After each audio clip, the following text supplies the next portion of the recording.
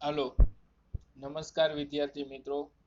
આપણે ધોરણ 9 વિષય વિજ્ઞાનમાં અગાઉના લેક્ચરમાં અંતર અને સ્થાનાંતર વિશે શીખ્યા હતા.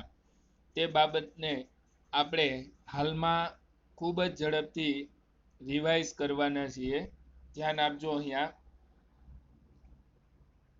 અહીંયા તમે જોઈ શકો છો કે એક વ્હાઇટ સ્ક્રીન તમને દેખાઈ રહી છે, બરાબર. હવે એ વ્હાઇટ સ્ક્રીન ઉપર એક બિંદુ મેં દર્શાવ્યું છે, જેને નામ આપી દઈએ આપણે O. હવે આ O બિંદુથી લઈને વસ્તુ છે એ ગતિ કરી અને એ બિંદુ સુધી પહોંચે છે. ફોર એક્ઝામ્પલ, કયા બિંદુ સુધી પહોંચે છે? તો કે બિંદુ A સુધી. તો અહીંયા આપણે નામ આપી દઈએ બિંદુ A. હવે ધારી લઈએ કે O તો કે અહીંયા અંતર છે 0 કિલોમીટર અને A તો ત્યાં અંતર છે 30 કિલોમીટર, બરાબર. હવે સમજો ખાસ, જો વસ્તુ O થી A સુધી ગતિ કરીને પહોંચે છે તો વસ્તુ દ્વારા કપાયેલું અંતર કેટલા કિલોમીટર થશે? ચાલો, અંતર પૂછ્યું છે તો અંતર કેટલા કિલોમીટર થશે? તો કે 30 કિલોમીટર, બરાબર. હવે વસ્તુનું સ્થાનાંતર કેટલું થશે? તો વિદ્યાર્થી મિત્રો, વસ્તુ O થી લઈને A સુધી ગઈ, એટલે કે 0 કિલોમીટર ઉપર હતી, 0 ઉપર ને ત્યાંથી 30 ઉપર પહોંચી, તો વસ્તુ દ્વારા થતું સ્થાનાંતર પણ અહીંયા 30 કિલોમીટર છે, બરાબર. ઉપરાંત સ્થાનાંતર કઈ દિશામાં થાય છે ને એ ખાસ દર્શાવવું પડે. એટલે તમે ગમે ત્યાં સ્થાનાંતર લખશો ને તો આ રીતે લખવું પડશે. જો O થી A, આ રીતે લખવું પડે કે સ્થાનાંતર ક્યાં થાય છે? તો કે O થી A. પહેલા જે લખ્યું એ હતું અંતર અને પછી જે લખ્યું એ હતું સ્થાનાંતર, બરાબર.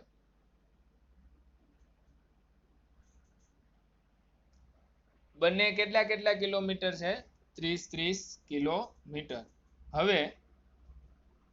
હવે ખાસ જોજો વિદ્યાર્થી મિત્રો, આને આ જ ઉદાહરણ, બરાબર, કે O થી A, O ઉપર 0 કિલોમીટર, A ઉપર 30 કિલોમીટર. અહીંયા વચ્ચે એક બિંદુ લઈ લઈ, B બિંદુ, બરાબર. કયું બિંદુ? બિંદુ B. ત્યાં આગળ અંતર કરી નાખીએ 15 કિલોમીટર. હવે તો કે વિદ્યાર્થી મિત્રો, હવે હું તમને એમ કહું છું કે વસ્તુ છે એ O બિંદુથી શરૂ કરી A બિંદુ સુધી જાય છે અને ત્યાંથી પાછી ગતિ કરી અને અહીંયા B બિંદુ સુધી પહોંચે છે, બરાબર. તો વસ્તુએ કાપેલું અંતર કેટલું હશે? તો વસ્તુએ કાપેલું અંતર તમને આ રીતે મળશે. O થી A સુધી ગયા તો કપાયેલ અંતર 30 પ્લસ A થી B સુધી ગયા તો કપાયેલ અંતર કેટલું? તો કે 30 માંથી 15 ની બાદબાકી કરવી એટલે કપાયેલું અંતર મળશે 15. તો વસ્તુ દ્વારા કપાયેલું અંતર થયું 30 પ્લસ 15 એટલે કે 45 કિલોમીટર. ઓકે. હવે તો કે વસ્તુએ કરેલું સ્થાનાંતર કેટલું? તો સ્થાનાંતર માટે જુઓ, પ્રારંભિક સ્થાન O અને અંતિમ સ્થાન B, બંને વચ્ચેનું જે અંતર છે એ સ્થાનાંતર ગણાય. તો O અને B વચ્ચે કેટલું અંતર છે? ક્યાંય ગણવા જવાની એ જરૂર નથી, આપણને દેખાય છે. એ અંતર છે 15 કિલોમીટર, બરાબર. તો સ્થાનાંતર O થી B સુધી જતા કેટલું આવ્યું? તો કે 15 કિલોમીટર. અને સાથે અહીંયા કૌંસમાં આપણે કહીએ કે સ્થાનાંતર કઈ તરફ થાય છે? તો કે O થી B, બરાબર. હવે આગળ ફરી પાછું એ જ ઉદાહરણ, જેની અંદર વસ્તુ છે એ B બિંદુ આગળ સ્ટોપ નથી થતી, પણ ગતિ કરતા કરતા પાછી વસ્તુ જે છે એ ઓ બિંદુએ આવી જાય છે. ઓ થી એ થી બી અને બી થી પાછા ઓ. તો જો ઓ થી એ વસ્તુ ગઈ અને પાછી ઓ ઉપર આવી ગઈ તો વસ્તુએ કેટલું અંતર કાપ્યું? તો કે કાપેલું અંતર બરાબર ઓ થી એ ગયા તો 30 પ્લસ એ થી ઓ આવ્યા તો પાછું 30. તો કપાયેલું અંતર વિદ્યાર્થી મિત્રો કેટલા કિલોમીટર આવ્યું? તો કે 30 + 30 બરાબર 60 કિલોમીટર. હવે સ્થાનાંતર કેટલું આવશે? તો જ્યારે વસ્તુ પોતાના પ્રારંભિક સ્થાન ઉપર પાછી પહોંચી જાય ને ત્યારે હંમેશા સ્થાનાંતર 0 આવશે. અહીંયા આપણે જે 0 કિલોમીટર, 15 કિલોમીટર અને 30 કિલોમીટર ઉદાહરણ તરીકે લીધા, અહીંયા કોઈ પણ ઉદાહરણ હોઈ શકે છે. બરાબર? તમે આ રીતે પરીક્ષામાં પણ પૂછાઈ શકે છે. તમને સંખ્યા રેખાની જેમ અંતર આપેલા હોય અને પૂછેલું હશે કે વસ્તુઓથી એ સુધી જાય છે તો કાપેલું અંતર અને સ્થાનાંતર ગણો. જુદા જુદા બિંદુઓ દર્શાવ્યા હશે, એવી રીતે કીધું હશે કે વસ્તુ ઓ થી એ થી બી સુધી જાય છે તો કાપેલું અંતર અને સ્થાનાંતર ગણો. બરાબર? તો આ પ્રકારના ઉદાહરણની અંદર તમે ખાસ વસ્તુ દ્વારા કપાયેલું અંતર અને વસ્તુ દ્વારા થતું સ્થાનાંતર જાણી શકવા જોઈએ. જો તમે વસ્તુ દ્વારા કપાયેલ અંતર અને સ્થાનાંતર વ્યવસ્થિત રીતે જાણી શકશો તો અને તો જ તમને આગળના વેગ, પ્રવેગ વગેરે જેવી રાશિઓના સૂત્ર વિશે ખ્યાલ આવશે. નહીતર એ બાબતો થોડી અઘરી લાગશે. હજી તમે તમારા પાઠ્યપુસ્તકમાં જ્યાં આ પ્રકારની સુરેખ પથ પરની ગતિની વાત કરી છે કે જ્યાં સંખ્યા રેખા આપી અને આપણને ઉદાહરણ શીખડાવ્યું છે અને અન્ય એક ઉદાહરણ એનાથી અલગ ફરી પાછું મેં પણ શીખડાવ્યું. બરાબર?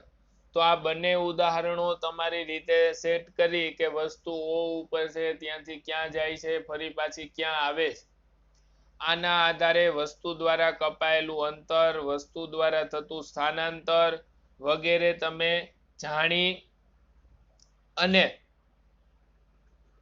જુઓ કે તમને વસ્તુ દ્વારા કપાયેલું અંતર શોધતા આવડે છે કે નહીં. વસ્તુ દ્વારા કપાયેલ સ્થાનાંતર અથવા વસ્તુ દ્વારા થયેલું સ્થાનાંતર જે છે એ તમે ગણી શકો છો કે નહીં. આ બાબત એકદમ સ્પષ્ટ થાય ત્યારબાદ આપણે આગળનો અભ્યાસ કરવાના છીએ. એટલે શક્ય હોય તો આ વિડિયો લેક્ચર અને તેની અગાઉનો વિડિયો લેક્ચર જે છે એ ખાસ વ્યવસ્થિત જોઈ લેવો. હું અહીંયા ફરીથી એક વખત નવું ઉદાહરણ લઈ તમને શીખડાવું છું. ફોર એક્ઝામ્પલ કે અહીંયા કોઈ બિંદુ ઓ છે ને અહીંયા કોઈ બિંદુ એ છે. કોઈ વસ્તુ ગતિ કરી અને ઓ થી એ બિંદુ સુધી આવે છે. ધારો કે ઓ ઉપર અંતર લઈએ 0 કિલોમીટર. ત્યારબાદ આપણે એ ઉપર અંતર લઈશું કે 35 કિલોમીટર 35. બરાબર? હવે તો કે હું તમને એમ પૂછું છું કે વસ્તુ છે એ ઓ થી એ સુધી જાય તો વસ્તુ દ્વારા કપાયેલું અંતર કેટલું? તમે જવાબ નક્કી કરી લીધો હોય તો હવે હું જવાબ આપું છું. જવાબ આવશે 35 કિલોમીટર. ત્યારબાદ હવે આ જ બાબત કે વસ્તુ ઓ થી એ સુધી જાય તો વસ્તુ દ્વારા થયેલું સ્થાનાંતર કેટલું? તો સ્થાનાંતર આવશે 35 કિલોમીટર. પણ સ્થાનાંતરનો જવાબ આટલો જ અધૂરો ગણાશે. તમારે લખવું પડશે કે ક્યાંથી ક્યાં. તો અહીંયા લખશું ઓ થી એ. બરાબર? હવે તો કે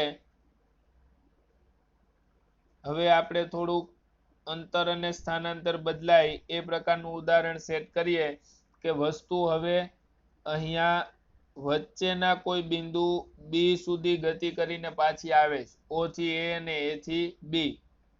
બી જે છે ત્યાંનું અંતર લઈએ આપણે 30 કિલોમીટર. તો અહીંયા તમે જોઈ શકો છો કે વસ્તુ દ્વારા કપાયેલું અંતર તો કે 0 થી 35 સુધી આવ્યા એટલે 35 પ્લસ 35 થી 30 સુધી આવ્યા એટલે બીજું 5. તો વસ્તુ દ્વારા કપાયેલ અંતર થયું 40 કિલોમીટર. બરાબર, 40 અને બાજુમાં લખ્યું કિલોમીટર. કિલોમીટર છે અંતર માટેનો એકમ છે. બરાબર, હવે વસ્તુનું સ્થાનાંતર કેટલું થયું તો કે પહેલા વસ્તુ ક્યાં હતી? ઓ ઉપર ને અંતે ક્યાં પહોંચી? બી ઉપર. તો વસ્તુનું સ્થાનાંતર આવશે 30 કિલોમીટર. અગાઉનું જે ઉદાહરણ લીધું હતું એની અંદર અંતર અને સ્થાનાંતર બંને 35 કિલોમીટર હતા. અહીંયા અંતર 40 કિલોમીટર છે અને સ્થાનાંતર 30 કિલોમીટર છે. હવે આગળ ધારી લ્યો કે વસ્તુ છે એ ઓ થી એ થી બી અને બી થી અહીંયા સી બિંદુ ઉપર આવે છે, જ્યાં અંતર જે છે એ છે 20 કિલોમીટર. બરાબર, તો હવે વસ્તુ દ્વારા કપાયેલું અંતર કેટલું થશે તો કે વસ્તુ દ્વારા કપાયેલ અંતર ઓ થી એ 35 પ્લસ એ થી બી 5 પ્લસ એ થી બી 5 બરાબર પ્લસ બી થી સી તો એ આવશે 30 માઇનસ 20 એટલે 10. તો 35 ને 5 40 ને 10 50 કિલોમીટર. આ થયું વસ્તુ દ્વારા કપાયેલું અંતર 50 કિલોમીટર. સ્થાનાંતર કેટલું થશે? ઓ થી સી સુધી વસ્તુ પહોંચે તો કે પ્રારંભિક સ્થાન ઓ અને અંતિમ સ્થાન સી બંને વચ્ચેનું અંતર છે એ 20 કિલોમીટર છે. તો સ્થાનાંતર થશે 20 કિલોમીટર. અને ખાસ અહીંયા લખવું પડે બાજુમાં કે ઓ થી સી. ઓ થી સી. હવે તમે જોઈ શકો છો કે અહીંયા પણ અંતર અને સ્થાનાંતર બંને જુદા જુદા આવ્યા. અંતર 50 કિલોમીટર, સ્થાનાંતર 20 કિલોમીટર. બરાબર, હવે જો વસ્તુ છે એ ગતિ કરતા કરતા ફરી પાછી ઓ બિંદુ સુધી આવી જાય તો કપાયેલું અંતર કેટલું? તો સાવ સરળ થઈ ગયું વિદ્યાર્થી મિત્રો. ઓ થી એ 35 પ્લસ તો કે પ્લસ ફરી પાછું એ થી ઓ તો એ પણ કેટલું આવશે? 35. તો 35 પ્લસ 35 ઇઝ ઇક્વલ ટુ વસ્તુએ કાપેલું અંતર જે આવ્યું 70 કિલોમીટર. અને વસ્તુ ઓ બિંદુ ઉપર હતી, ફરી પાછી ઓ જ બિંદુ ઉપર આવી ગઈ તો વસ્તુનું સ્થાનાંતર થઈ ગયું 0 કિલોમીટર. 0 હોય તો કિલોમીટર એકમ ન લખો તો પણ ચાલે. બરાબર, તો વસ્તુ હંમેશા પોતાના મૂળ સ્થાન પર આવી જાય તો વસ્તુએ કાપેલું અંતર જે છે એ હંમેશા થઈ જશે 0. બરાબર, વસ્તુનું પ્રારંભિક સ્થાન અને મૂળ સ્થાન બંને જ્યારે સમાન હોય ત્યારે વસ્તુ દ્વારા કપાયેલ અંતર જે કાંઈ પણ હોય પરંતુ સ્થાનાંતર હંમેશાને માટે શૂન્ય જ રહેશે અથવા તો શૂન્ય જ થશે. આ એક બાબત ખાસ ધ્યાનમાં રાખજો વિદ્યાર્થી મિત્રો. હવે આપણે ફરી પાછા જો આપણા ઉદાહરણ પર આવી જઈએ તો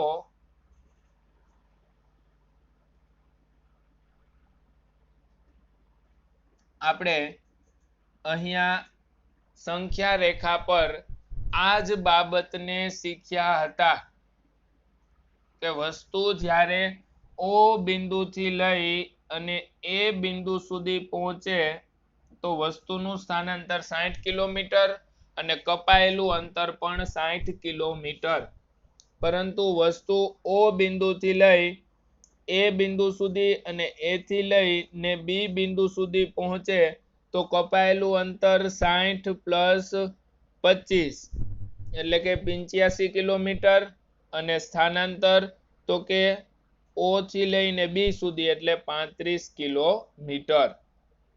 હવે વસ્તુ O થી લઈ A થી લઈ B અને B થી લઈ C સુધી પહોંચે તો કપાયેલું અંતર થશે તો કે O થી A એટલે 60, ત્યારબાદ અહીંયા 60 થી 25 બંનેનો તફાવત લઈએ 60 માઈનસ 25 તો એ તફાવત આવશે 35 એટલે કે 35, તો કપાયેલું અંતર થશે 95 કિલોમીટર. 60 પ્લસ 35 O થી A 60 અને A થી C 35 બરાબર, એટલે કપાયેલું અંતર આવ્યું 60 પ્લસ 35 એટલે કે 95 કિલોમીટર અને સ્થાનાંતર તો તમે જોઈ શકો છો O થી C એટલે 25 કિલોમીટરનું સ્થાનાંતર થયું બરાબર. હવે તો કે વસ્તુ O થી લઈ અને બિંદુ A સુધી જાય છે અને ત્યાંથી ફરી પાછી વસ્તુ O બિંદુ ઉપર જ આવી જાય છે તો કપાયેલું અંતર તો કે O થી A સુધી ગયા 60, ત્યાંથી પાછા O સુધી આવ્યા 60 એટલે કે 120 કિલોમીટરનું કપાયેલું અંતર, પણ O બિંદુ ઉપર પાછા આવી ગયા તો સ્થાનાંતર થઈ જશે 0 એટલે કે 0 બરાબર. અને બીજી મહત્વની બાબત કે જ્યારે તમે સ્થાનાંતર દર્શાવો ત્યારે હંમેશા સ્થાનાંતર કઈ તરફ થાય છે એ લખવું પડે, એટલે કે બિંદુ લખી દેવાના O થી A તરફ અથવા O થી B તરફ કે O થી C તરફ. જ્યારે તમે લખો કે સ્થાનાંતર 25 કિલોમીટર તો લખવાનું કે ભાઈ સ્થાનાંતર કઈ તરફ થાય છે. અંતર માટે આવી કોઈ બાબત લખવાની આવશ્યકતા હોતી નથી, પણ સ્થાનાંતર માટે આ બાબત લખવી ખાસ આવશ્યક હોય છે. વિદ્યાર્થી મિત્રો, આ રીતે જો તમે સ્થાનાંતર ગણી શકતા હોય તો જ તમને આગળ જો દાખલા ગણવાના થશે તો એ આવડશે બરાબર. પણ આ પ્રેક્ટિસની બાબત છે, એવું નથી કે સ્થાનાંતર અને અંતર ગણતા તમને ન જ આવડે, થોડો સમય લાગી શકે છે, પણ જો તમારી પ્રેક્ટિસ સારી હશે, તમારો મહાવરો એકદમ પરફેક્ટ હશે ને તો સમય જતા તમને પણ ચોક્કસપણે કોઈ પણ જાતની ગણતરી કર્યા વગર સરળતાથી કપાયેલું અંતર શું છે, થયેલું સ્થાનાંતર કેટલું છે ગણી શકશો. અને હું તો કહું સરવાળો બાદબાકી કરી શકો અને તમે જો સ્થાનાંતર અને અંતર સાચા ગણી શકો તો બરોબર છે, એનાથી વિશેષ કાંઈ આપણી આવશ્યકતા નથી અને અહીંયા જરૂરિયાત પણ નથી બરાબર. તો આપણે જે રીતે વાત કરી હતી એ રીતે અહીંયા આપણે ફરી પાછો લેક્ચર રિપીટ પણ કરી ગયા કે કઈ રીતે અંતર અને સ્થાનાંતરને ગણવા, જેથી તમને થોડો વધારે ખ્યાલ આવી શકે બરાબર. હવે નેક્સ્ટ લેક્ચરની અંદર આપણે આગળ જે પ્રશ્નો આપ્યા છે તેના વિશેનું ડિસ્કશન કરીશું બરાબર. એમાં પ્રશ્ન નંબર 1 અત્યારે ખરેખર બીજા લેક્ચરમાં ફરી પાછું ડિસ્કશન કરીશું, પણ પ્રશ્ન નંબર 1 જે છે એનો જવાબ તમને અત્યારે જ આવડી શકે એ પ્રકારનો પ્રશ્ન છે કે કોઈ વસ્તુ દ્વારા કંઈક અંતર કપાયેલ છે, શું તેનું સ્થાનાંતર 0 હોઈ શકે? જો હા તો આપના ઉત્તરને ઉદાહરણ દ્વારા સમજાવો. કોઈ વસ્તુ દ્વારા કંઈક અંતર કપાયેલ હોય તો તેનું સ્થાનાંતર 0 હોઈ શકે છે. હવે તો આ સાચું છે બરાબર. તો આપણે પહેલા આ પોઈન્ટ લખશું કે કોઈ આન્સર આ રીતે આવશે કે કોઈ વસ્તુ દ્વારા કંઈક અંતર કપાયેલ છે તો તેનું સ્થાનાંતર 0 હોઈ શકે. હવે ઉદાહરણ આપવાનું છે તો ઉદાહરણમાં શું લખશું? જો તમે ઘરેથી શાળાએ જાઓ અને શાળાએથી પાછા ઘરે ફરો તો તમારા દ્વારા કંઈક અંતર કપાય છે પણ તમારું સ્થાનાંતર શૂન્ય હોય છે. આ ઉદાહરણ થઈ ગયું. બરાબર. હવે તો કે સ્થાનાંતર માટે નીચેના પૈકી કયું સાચું છે? બીજો પ્રશ્ન છે એ આપણે નેક્સ્ટ લેક્ચરમાં સોલ્વ કરશું. એ એક નાનકડો અમથો દાખલો છે, આઈએમપી એવો પ્રશ્ન છે. પણ ત્રીજો પ્રશ્ન અત્યારે હાલમાં આવડી શકે એ પ્રકારનો પ્રશ્ન કે સ્થાનાંતર માટે નીચેના પૈકી કયું સાચું છે? એમાં એ તે શૂન્ય હોઈ શકે નહીં અને બી તેનું મૂલ્ય વસ્તુ દ્વારા કપાયેલ અંતર કરતા વધુ હોય છે. તો વિદ્યાર્થી મિત્રો સ્થાનાંતર શૂન્ય હોઈ શકે નહીં, આ સાચું નથી. સ્થાનાંતર શૂન્ય પણ હોઈ શકે છે. વસ્તુ જે સ્થાન ઉપર હોય એ જ સ્થાન ઉપર પાછી આવી જાય તો સ્થાનાંતર શૂન્ય થઈ જાય. એટલે આ વાક્ય સાચું નથી. બી તો કે તેનું મૂલ્ય વસ્તુ દ્વારા કપાયેલ અંતર કરતા વધુ હોય, ક્યારેય ન હોઈ શકે. સ્થાનાંતર છે ને એ વસ્તુ દ્વારા કપાયેલા અંતર જેટલું તેનાથી ઓછું અથવા તો શૂન્ય હોય, પણ વસ્તુ દ્વારા કપાયેલ અંતર કરતા ક્યારેય સ્થાનાંતર વધારે હોઈ શકે નહીં. એટલે અહીંયા સ્થાનાંતર માટે બંને વાક્યો આપ્યા છે પણ બંને જ ખોટા છે. સ્થાનાંતર માટે એક પણ વાક્ય સાચું નથી. બરાબર. બીજો જે પ્રશ્ન છે એની અંદર તમને સ્થાનાંતર શોધવા માટે કહ્યું છે, પણ કઈ રીતે સ્થાનાંતર શોધીશું એ આપણે નેક્સ્ટ લેક્ચરની અંદર જોઈએ. જો કોઈને આવડે તો જાતે પ્રયત્ન કરી શકો છો. બરાબર. નહીતર નેક્સ્ટ લેક્ચરની અંદર ફરી પાછા આપણે પહેલો અને ત્રીજો પ્રશ્ન પણ ડિસ્કશન કરીશું. ઉપરાંત બીજો પ્રશ્ન છે જે દાખલો છે એનો કઈ રીતે જવાબ આવે તેના વિશે પણ ચર્ચા કરીશું. ત્યાં સુધીમાં તમે અંતર અને સ્થાનાંતર વિશેની તમારી સમજ પાકી કરી લેશો એવી મને આશા છે. ચાલો મળીએ ત્યાર પછીના નેક્સ્ટ લેક્ચરમાં.